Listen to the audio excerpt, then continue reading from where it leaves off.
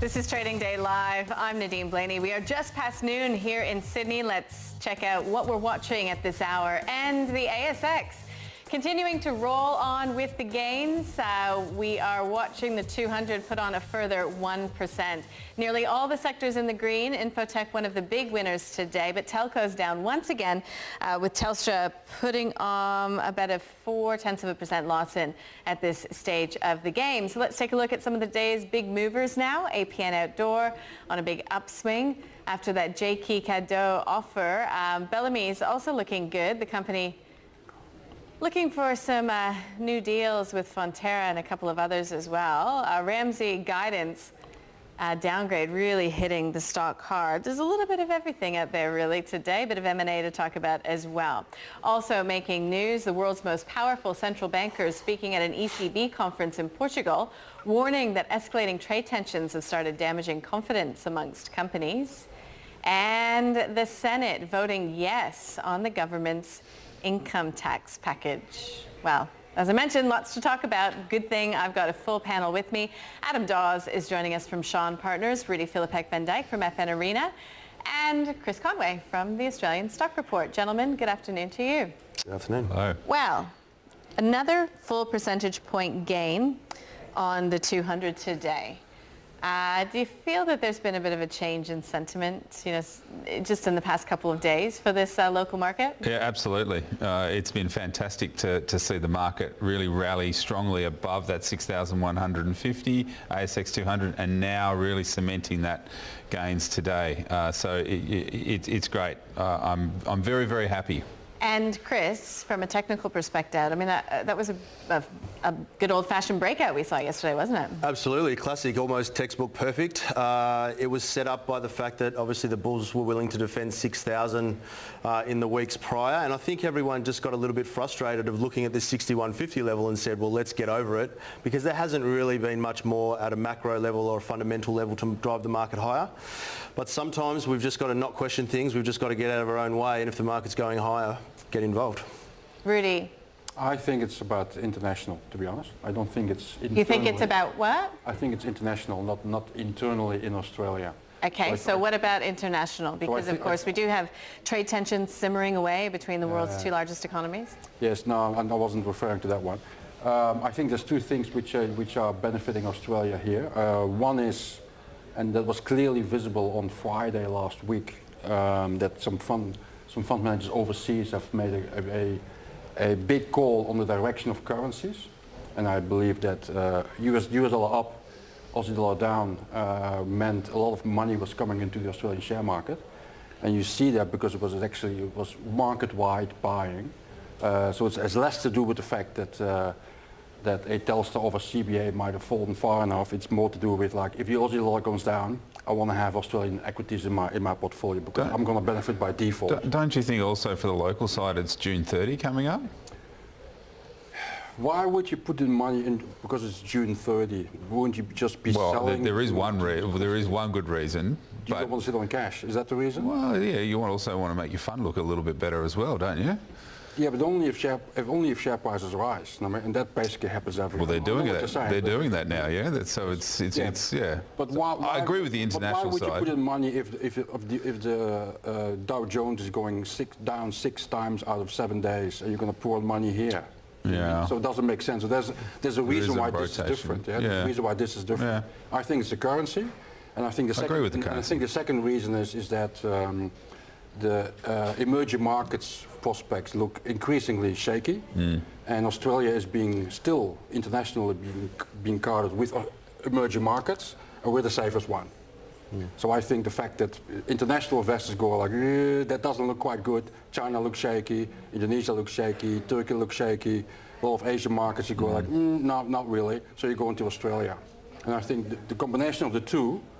And then obviously now you get the technical buying as well, because now we have the breakout. But before that, I think it's pretty much international money coming in and they don't care about June 30. Yeah? Yeah, fair call. But isn't it also the fact that it now appears as if the RBA will not, at any time be raising interest rates anytime soon, Yeah. and therefore that big sort Well, of... that would have played into the currency call, I think. I mean, And it also plays into the fact that perhaps those bond proxies are not looking as unattractive as they were toward, the beginning of 2018, considering they were being thrown into that sort of bond proxy basket as looking very unfavorable if we saw U.S. interest rates rise. But there's a more complicated story around the Australian bond proxies. Which are the bond proxies here?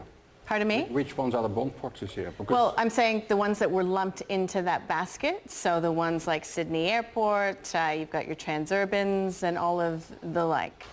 yeah, Sydney Airport hasn't, they have performed. But this is market-wide buying. This is not about bond proxies. This is money flowing in pretty much in every stock in the market. So this is not just about nitpicking.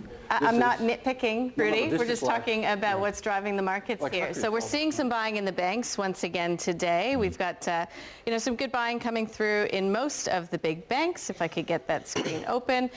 Let's talk about some of the corporate stories out there today. We've got, like I said, a bit of an M&A happening. Gateway Lifestyle is just one of those companies hitting an over 1-year high after it got the takeover offer from the new suitor. Also encouraging signs for the market overall when you've got a lot of this activity happening. Chris. Yeah, indeed. Look, I don't know the Gateway story, so I can't comment on that. But yeah, I think even last week or about a couple of weeks ago, we're talking about there is a lot of corporate activity here in Australia at the moment, and it's benefiting the likes of Computershare and Link Administrative Holdings. So there's a couple of ways there to play it. But yeah, look, debt is still relatively cheap, and there are opportunities for consolidation because of disruption that's occurring as well. So yeah, it's a pretty good space to be playing in at the moment. Okay, some of the other big news today obviously is Ramsay Health Care. We're in confession season. We haven't had a lot of major downgrades coming through, but this certainly is one that's come through from Ramsay, really taking a toll on the share price as well. Ramsay at these levels, Rudy, does it look attractive, or is this again one of your value, traps. potential traps? Yeah. Well, it's definitely possible. I'm a shareholder in Ramsay, so I'm bleeding with all the rest today. Probably the remarkable thing here is that we had a few, about 10 days ago, we had a very negative report coming out from Credit Suisse that pushed the share price down to around $57, $56. Since we've had a few other analysts thinking that was too negative, so the share price basically recovered, and then obviously now Ramsay sort of proved that maybe the view of Credit Suisse was the more correct one. So it's back at the $57 mark. The one thing I can say about this is that I think people overestimate, or they always make a reference to the fact that Ramsay was trading on high PEs before the confession came. I noticed that it doesn't stop Telstra from falling if it's on trading on much lower PEs. PEs don't matter. What matters is that you had expectations and the company comes out and goes like, you know what, those expectations were too elevated, we're not going to meet that. And you get punished for that. In the case of Ramsay, unfortunately, I've been on the wrong side of the market this time. What do you think, Adam, about Ramsay? Is this a structural issue facing the company? It also saw some weakness coming through from overseas. Or are you a believer in its ability to develop those brownfields projects and really get back on track? Certainly hasn't had a good run and hitting a 3.5-year low today, so certainly doesn't help. Albeit though, it hit that close to that $54 mark now, 57.78. So really good bounce intraday already. So people are seeing some value, and it is still starting to rise, but albeit sort of down now 7%. UK asset write-downs and I guess weaker growth going forward. I feel this could be a little bit of a blip, but the market is telling you that this stock has been sold down over the last year or so. It has been an underperformer. So there is probably some structural issues that need to be looked at. And generally the first profit downgrade isn't the last. So there could be some more coming out. Downgrades beget downgrades oftentimes. Chris, have you looked at Ramsay? Not so much. One thing I would ask though about is Obviously, it's got to do with healthcare premiums, insurance premiums. We all know that they're rising very steadily in this country. And usually within a household budget, that's the first thing that would fall by the wayside, or one of the first things that will fall by the wayside. So I know these problems were in the UK with their NHS volumes down, but is it a similar story here? And if the answer to that question is yes, in any way, shape or form, then it would be structural, and probably for me, one to avoid. But that question is the question that needs to be answered. Corporate stories out there today, are you watching with much interest for potential opportunities? So Bellamy's is obviously something that I'm looking at, but more sort of the flow-on effect to A2 Milk. Obviously they operate in a similar sort of space, but obviously a nice upgrade from Bellamy's this morning. About, I think it was 3 partners that they've either amended contracts or have new contracts with, and it just points to the growth in that segment. We still like A2 Milk. We've been a holder of it for a while in our long-term portfolio, and I've traded it quite regularly as well. And again, it's just presenting nicely today, given that it has pulled back recently. Yeah, and Adam Dawes, Bellamy's, continues to make some gains there. Which one was that, Nadine? Sorry? Bellamy's? Bellamy's, yes. Certainly has done well, and that organic milk story, I think, is resonating with investors as well. So that's working well. But yeah, we've certainly seen a lot of M&A today. APO, Woolworths talking about their petrol stations, Atlas. It's an interesting one. Do you think that Woolworths will end up spinning out its petrol station business? It's interesting. We're watching Caltex's share price as well, starting to really get a bit of a wriggle on, and not before this, but as well as today. So yeah, maybe they will look for that IPO or a divestment to some degree. Obviously, if they can't find a buyer, it's a trade sale or an IPO. But it does sort of shine the light. We do have Viva, the Shell business, coming online on IPO as well. Yeah. Might be a little bit of a crowded space in that sector at the moment, but certainly Caltex doing well in the last coming couple of days. Yeah, Viva, it'll be the country's biggest IPO in quite some time, years, I'd go so far as to say. Would you be looking at Viva with any interest, Rudy? I already own the Viva REIT, so yes. But I do think if Woolworths spins it off, they probably have a bigger IPO than the Viva one, I think. But I don't think the crowded space thematic would prevent them from doing it. As a matter of fact, I actually think if Woolworths is of the intent of spinning it off, they closely watch what happens to Viva and look at potential valuation guidance there. I think what they can achieve by spinning it off. All right, let's get to some breaking news out of Canberra now. The federal government securing a major victory. The Senate passing the $144 billion income tax cut package. For more, Sky News political reporter Jen Bashwati joins us live from Canberra. Jennifer, tell us how things played out this morning in the Senate. Nadine, an historic moment in the Senate. Just moments ago, we saw that the government was able to pass its full income tax cut package through the Senate. It passed with the help of the Centre Alliance Party, the One Nation Party, with the help of Pauline Hanson, and many of the other crossbenchers as well. The last vote was 37 ayes and 33 noes, and we have that here to show you. The result of the division is ayes 37, noes 33. The matter is resolved in the affirmative. Nadine, never has an income tax cut package of this size passed the Australian government. So this, as I mentioned, is truly an historic moment for the government and probably one of the most significant reforms, if not the most significant reform of the Turnbull government. We know that this was delivered in the budget. Everyone was saying, oh, well, you can't pass all three. The stage 3 of this bill is quite contentious. It gives high income earners some tax relief and also won't come into effect until 2022. So there was some stalling in the Senate and in the House of Representatives earlier this morning. Labor and the Greens and Centre Alliance and Tim Storer last night voted to split the bill so that stage 3 is not included. That went back to the House of Representatives, but the House of Representatives has the majority, of course, for the government, so they were able to return the full package back to the Senate without any amendments. There was some procedural motions that Labor was talking about as well. well, as you see there.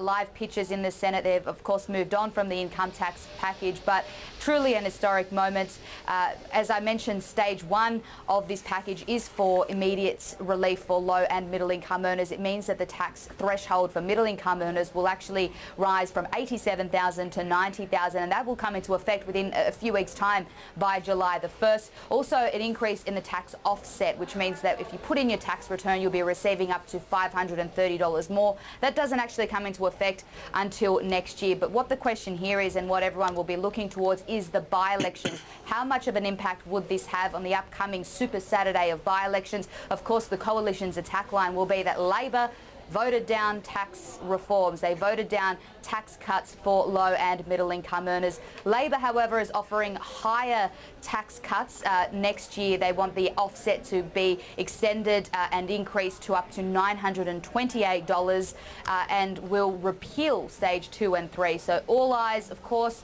will be heading to those by-elections, Nadine. All right, Jen, thank you for the update. Appreciate it. Gentlemen, just a quick thought from you. I mean, do we look for any equity market reaction to that? Long bow to draw, will we see any positive momentum in the retailers, people potentially having a bit more money to spend, although what really happen until tax time next year and it will be taken off your tax bill. So, yeah, perhaps I answered my own question there, Adam. It is a tough one. You'd hope something like the retailers might get a little bit of a boost, because that's sort of that, I guess, that wealth effect is increasing a little bit. But yeah, it will be very tough to sort of correlate that to any story or individual story in the market. All right, let's get to a break, shall we? We'll speak big picture. Evan Lucas will be joining us after this short break from InvestSmart.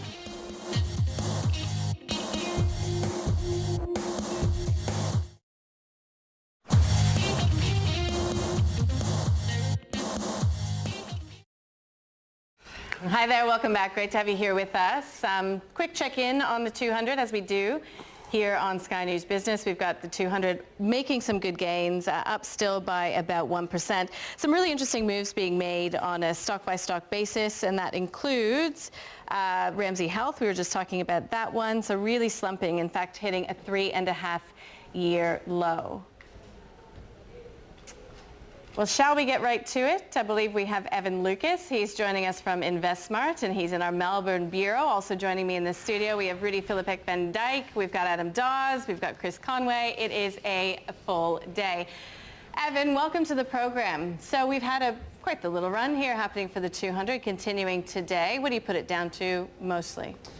Yeah, it's a good question, Nadine, and you know, good afternoon to you and also to the gents on the panel. It's interesting considering that at the start of the week we are very clearly concerned about the output for trade, and you know, again last night looking at what happened over in Portugal with the 4 main central bankers talking about the issue around trade, that the market has put that to one side. If you look at the whole overall equity markets across the globe, it's around growth, and growth is still very clearly driving things on a short-term basis. So the Nasdaq making another record all-time high.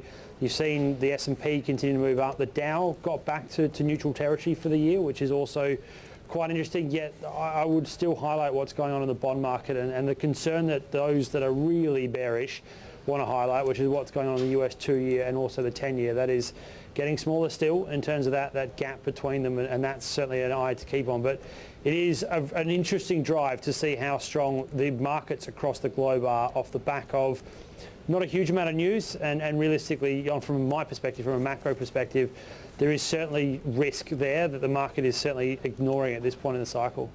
Okay, it's interesting to note some of the moves coming from China as well.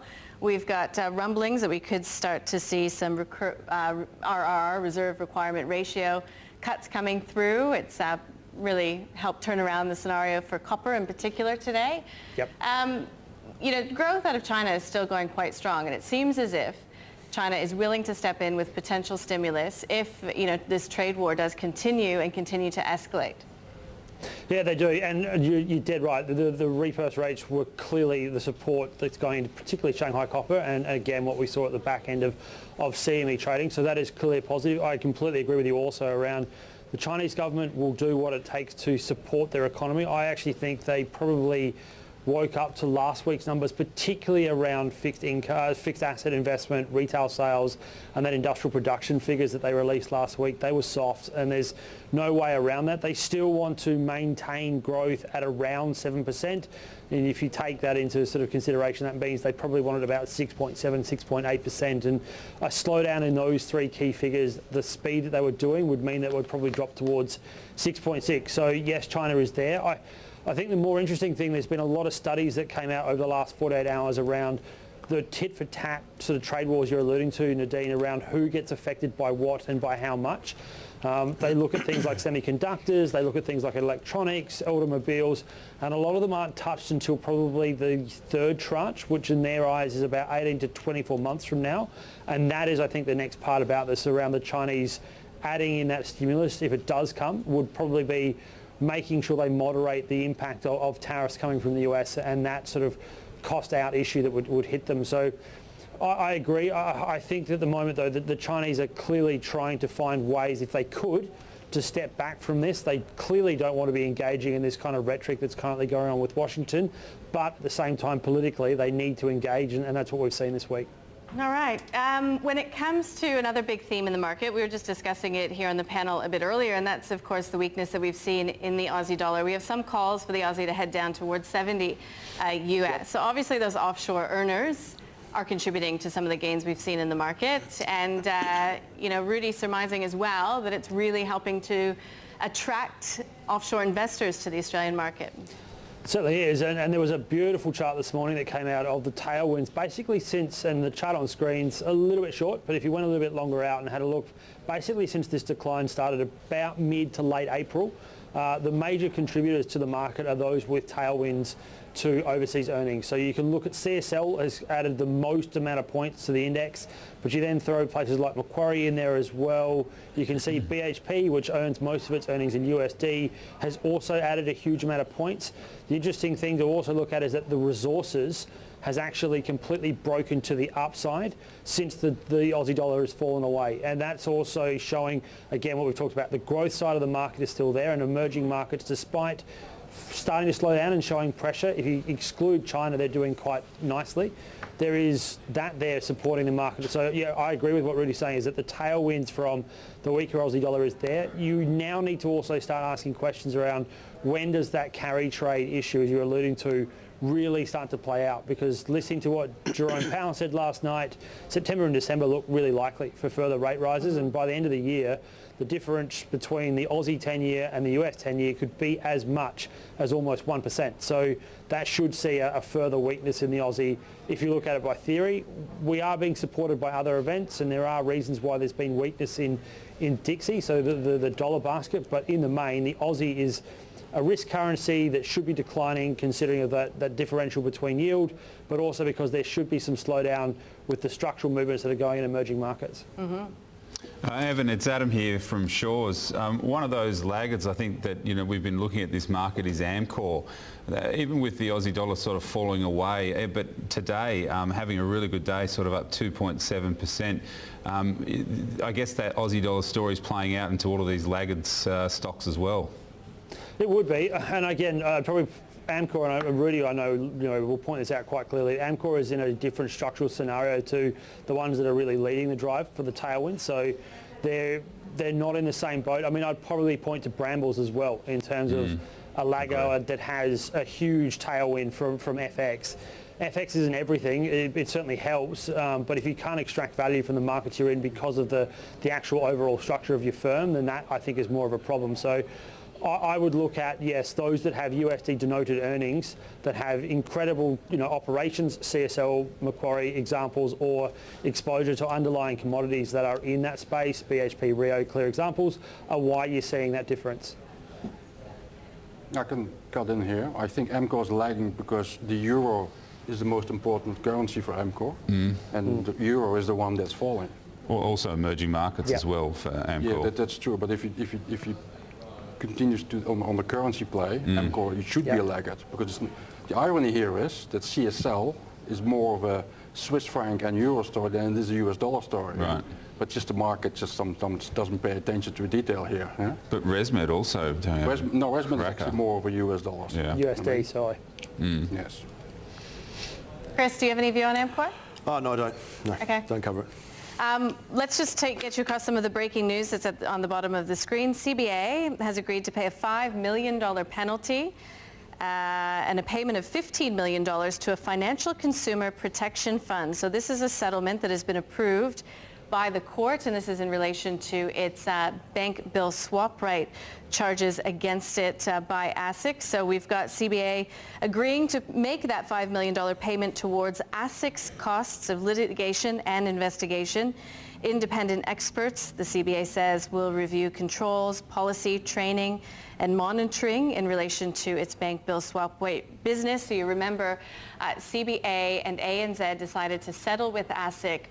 Westpac took ASIC to court. It wasn't an all-out win, however.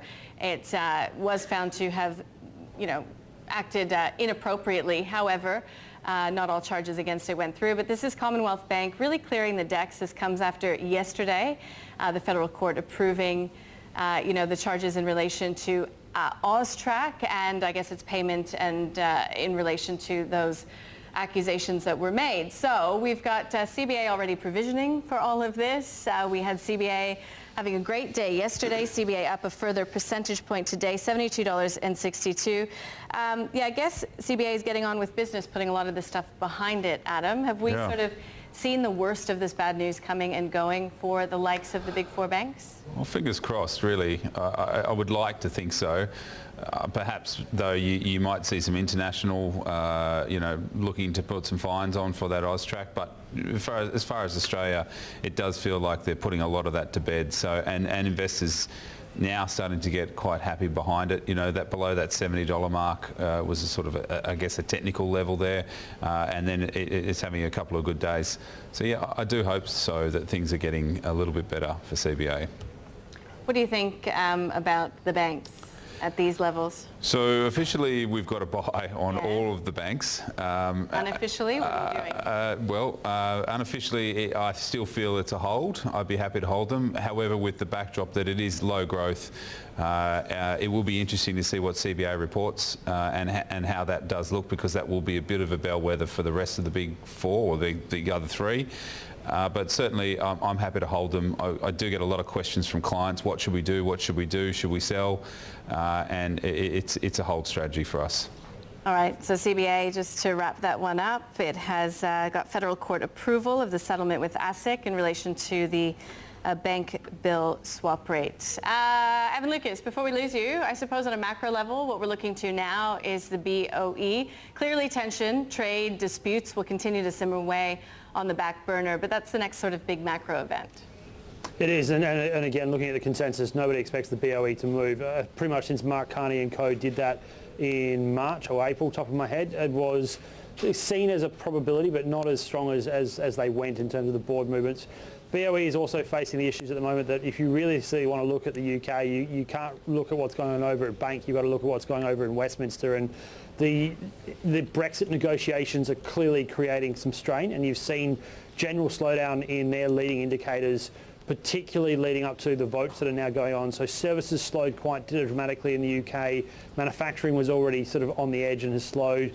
Investment outside of London is also slowing, so there's no reason for the BOE to sort of move. Just going back to your original sort of slides that you were showing with the banks, the interesting thing that sort of caught my attention this week is what's going on the bank bill swap rate, considering we're talking about the fine that we've just seen for CBA. It hit the highest level since 2011 on Tuesday, so it's 59 basis points for the overnight rate. That's just to do it, for 24 hours. The 3 months, so the 90-day bank bill swap rate hit 2.09%, and that is a big movement. So the question I think we should probably be asking for the panel and for the rest is, if this continues and the pressure on funding, wholesale funding, moves up and the slowdown in Sydney and Melbourne in housing keeps going, which one of the banks is the first one to blink on the dividend? Wow. National Guys? Australia Bank. Yeah? How come? They're the weakest of the four. Yep. Adam?